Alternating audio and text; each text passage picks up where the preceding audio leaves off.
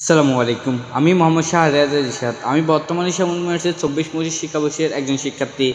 আজ আমি আপনাদের সাথে শেয়ার করব কেন বাংলাদেশের তরুণ নেতৃত্ব প্রয়োজন।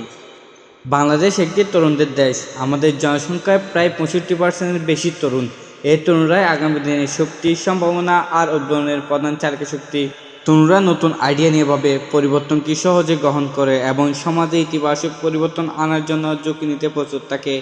প্রযুক্তি, শিক্ষা, উদ্বুদ্ধ কার্যক্রম সবখানে তরুণদের অবদান দিন দিন বাড়ছে।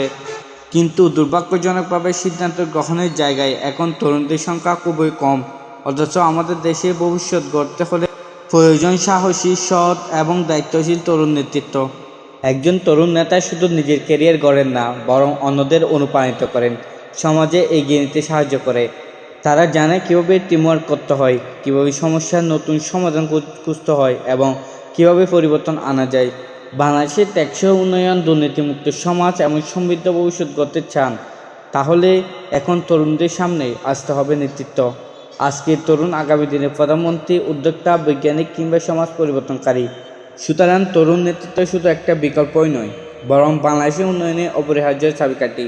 আমি বিশ্বাস করি আমি নিজেও একজন তরুণ হিসেবে নেতৃত্বের মাধ্যমে সমাজে ইতিবাচক অবদান রাখতে পারবো। ধন্যবাদ সবাইকে। জয় হোক তরুণদের, জয় হোক বাংলাদেশের।